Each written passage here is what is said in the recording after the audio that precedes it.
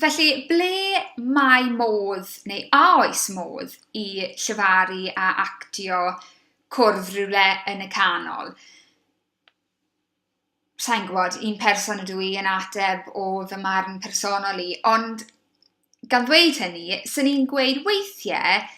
mae falle modd tynnu ar arferion o'r grefft o lefaru a opo nhw mewn i berfformiad clasurol fach yn slei a naturiol. Ond ar y cyfan, sy'n ni'n gweud bod e'n grefft bron y bod yn ei hunan i berfformwyr i allu gadw llefaru yn un dalent a actio yn dalent arall. I grynhoi yr ail y vlog yma ten, i ni'n gofyn y cwestiwn ydy traddodiad eisteddfodol o lefaru yn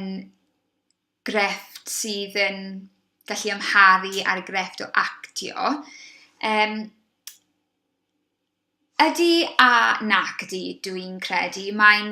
hollol ddibynnol ar yr actor neu actores neu llefarwraig ei hunan. Mae yna digonedd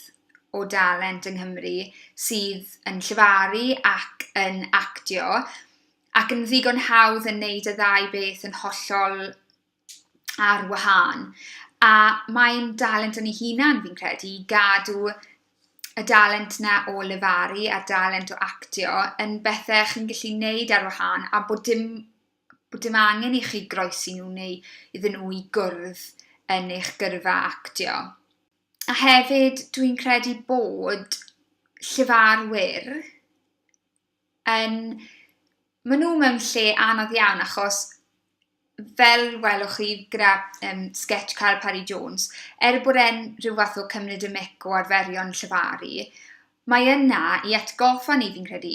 bod angen nhw, achos os oes dim arferion yna, neu bod nhw'n newid ac yn moderneiddio, neu yn addasu gormod, wedyn ni fydd y grefft o llefaru yn bodoli ragor, a mae'n holl bwysig bod pobl sy'n llefaru yn gallu mwynhau,